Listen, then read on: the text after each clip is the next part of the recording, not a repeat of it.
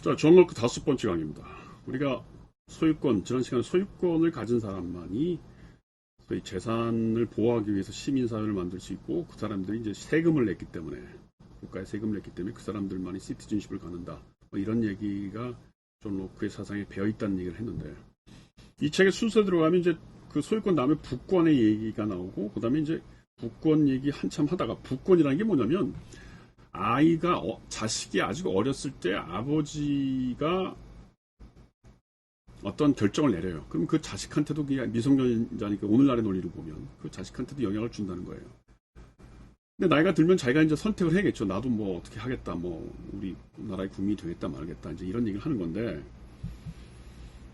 이제 그럴 경우에 명시적으로 내가 여기 이제 명시적 동의하고 묵시적 동의라는 말이 나오는데, 명시적으로 내가 우리나라 국민이 될래, 나 세금 낼래, 뭐 할래, 이런 식의 동의를 하는 경우도 있지만, 아무 말도 표시를 안 하면은 그걸 소위 묵시적 동의라고 그러죠. 아무 말도 표시 안 하면 그건 계속 아버지가 결정했던 것을 내가 따르겠다라고 하는 거 아니냐라고 하는 식의 얘기가 나와요.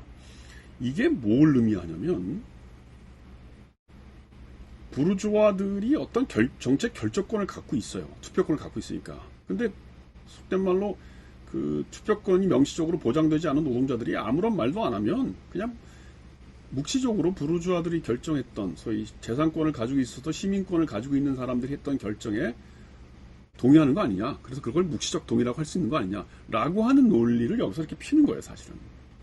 그러니까 모든 사람이 다 결정권을 가질 필요는 없다. 재산권을 갖고 세금을 낸 사람들이 시티즌십을 가져서 투표를 하는데, 그 투표의 논리에 소위 시티즌십을 갖지 못하는 하층 계급이라는 노동자들이 뭐 별말 안 하고 따라오면 그것도 일종의 묵시적 동의 아니냐. 그러니까 그것도 동의한 것으로 봐야 된다라고 하는 논리예요. 그게 이제 그 어떻게 보면 그 부르주아들만의 정치라고 하는 것이 꼭 나쁜 것은 아니다, 뭐 이런 얘기를 하고 있는 겁니다. 그러니까 사실 이 명시적 동의와 묵시적 동의라는 말이 상당히 중요한 얘기예요. 74페이지 그 말이 나오고, 또 114페이지도 그런 말이 나와요. 요 114페이지를 한번 읽어봅시다. 보통 동의는 명시적 동의와 묵시적 동의로 나누는데, 이것은 현재 우리가 논의하고 있는 문제와도 관련이 있다. 그 어느 누구도 사회에 들어가겠다고 하는 어떤 사람의 명시적 동의가 그를 사회의 완전한 구성원이자 정부의 시민으로 만든다면 의심하지 않는다. 그런데 어려움은 다음과 같은 질문과 관련해 제기된다. 무엇을 묵시적 동의로 간주해야 되는가? 그리고 그것은 얼마만큼의 구성력을 가지는가? 곧 어디까지 그 사람이 동의를 한 것으로 보아야 되는가? 이 문제에 대해서 나는 어떤 정부의 영토의 일부분을 소유하거나 향유하는 사람은 누구나 그럼으로써 묵시적 동의를 하는 셈이며, 적어도 그러한 향유를 지속하는 한 그 정부와 있는 사람들과 어느 정도로 그 정부의 법률에 복종한 의미를 진다고 말하겠다.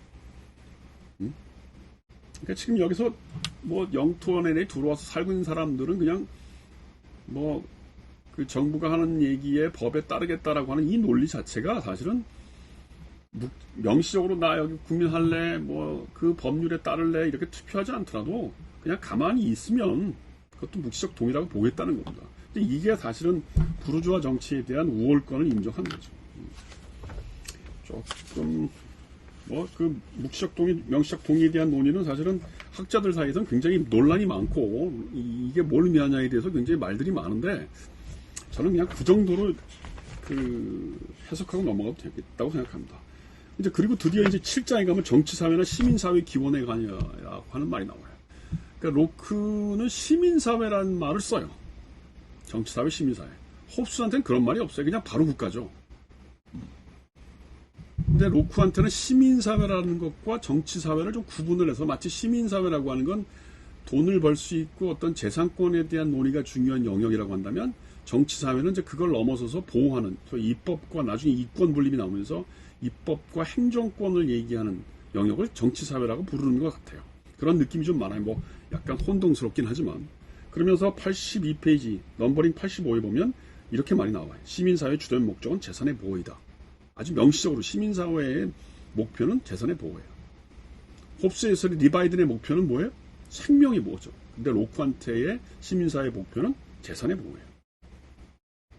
그래서 83페이지에 보면 어떠한 정치적 사회도 그 자체 내에 재산을 보존할 권력, 그리고 이를 위해서 그 사회 모든 범죄를 처벌할 수 있는 권력을 가지지 않고서는 존재하거나 존속할 수 없다. 그러니까 정치사회라고 하는 것은 시민사회 위에 있는 것처럼 얘기를 하면서, 그것이 가능하려면, 정치사회가 가능하려면 시민사회의 목표인 재산권을 보호해야 된다. 간단한 얘기예요.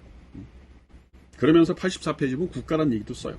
국가를 커먼웰스라고 하는데, 커먼웰스는 그 사회 구성원들 사이에서 저질러진 의당 처벌되어야 한다고 생각되는 이러한저러한 범죄에 어떤 처벌을 가할 것인가를 결정하는 권력, 곧 법을 제정하는 권력, 또 전쟁과 평화에 관한 권력, 뭐 이런 것들을 가지고 있는 거예요. 그 다음에 전 구성원의 재산을 보존하게 한 것이다. 따라서 시민사회에 가입하여 어떤 국가의 구성원이 되는 사람은 모든 자신의 사적인 판단에 따라 자연법에 위반된 일을 처벌할 수 있는 권력을 포기된다. 그러니까 시민사회와 국가를 좀 나누고 있다는 게 벌써 로크한테는 대단히 중요한 이론적인 발전이고, 어떤 중요한 건 시민사회라고 하는 것은 재산의 보호다. 뭐 이런 얘기를 하고 있어요. 그 다음에 이제 93페이지 가면 뭐가 나오냐면 다수결 얘기가 나오는데, 이게 사실은 이것도 이제 그 묵시적 동의와 명시적 동의와 연결시켜서 대단히 중요한 하나 어떤 아이템입니다. 정치학자들이 논의하는 중요한 아이템입니다. 여기 뭐라고 되어 있냐면, 제 8장 위에 시작하는 부분을 보면 인간은 자신의 동의 없이 어떠한 상태를 떠나서 다른 사람의 정치 권력에 복종할 수 없다. 이런 말이 나와요. 이건 뭐냐면 약간 만장일치로 정치적 결정을 해야 된다고 하는 뜻으로 보여져요. 자신의 동의 없이는 어떤 상태에서도 정치 권력에 복종할 수 없다. 그런 말을 했단 말이에요. 근데 그 한 10번째 줄 밑에 보면 뭐라고 되어 있냐면, 일정한 수의 사람들이 하나의 공동체나 정부를 구성하기를 동의할 때 그들은 즉시 하나의 단체로 결합되어 하나의 정치체를 결성하게 되며, 그 다음에 중요합니다. 거기서는 다수가, 머저리티가 여타 사람들을 움직이고 결정할 권리를 갖는다.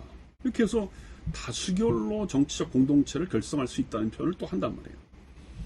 그러면 어떤 게 진짜 로크의 생각이냐? 나는 생각에 로크의 생각은 다수결을 얘기하는 것 같아, 정말. 여기 94페이지 넘버링 97번에 보면 또 그런 말이 나와요. 모든 개인은 다른 사람들과 하나의 정치체를 결성하여 하나의 정부 하에 있는 데 동의함으로써 다수의 결제에 승복하고 구속될 의무를 그 사회의 모든 구성원에 대하여 부담하게 된다. 다수 결정에 복종한다는 겁니다.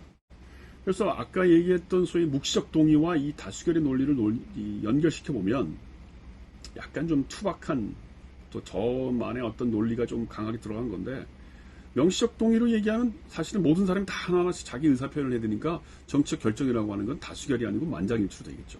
거의 명시적 동의만을 동의라고 생각한다면. 근데 로크는 처음부터 묵시적 동의라는 게 있다. 그 묵시적 동의라는 건 뭐 입 다물고 그냥 이 명시적 동의를 한 사람들이 한 결정에 대해서 입 다물고 있으면 그냥 나도 동의하는 거라고 하는 정도로 묵시적 동의를 생각한다면 다수결이라는 게 그런 거죠. 부르주아들이 어디 의회에서 결정을 했어.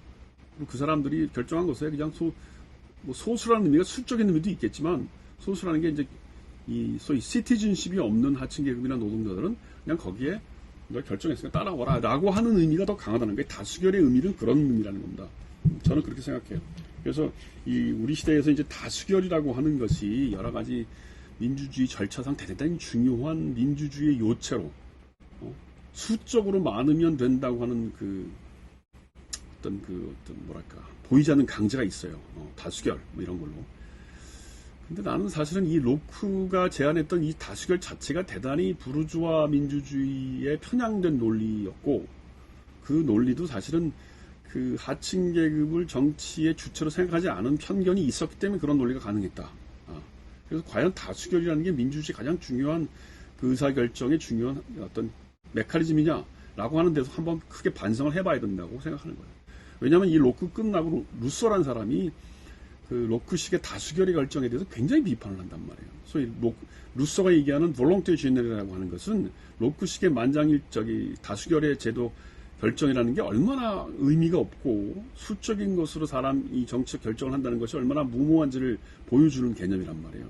그래서 우리가 뭐 과반수, 다수결 이런 것들을 우리가 좀 그 맥락을 좀 알아야 된다. 뭐 저는 그렇게 생각을 합니다. 그 다음에 이제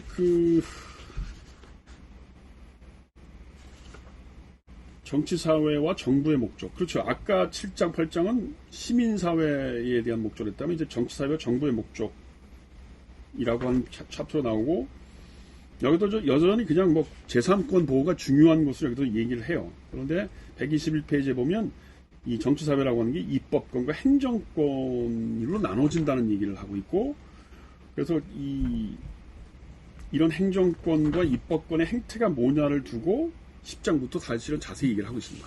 여기서 끊고 가겠습니다.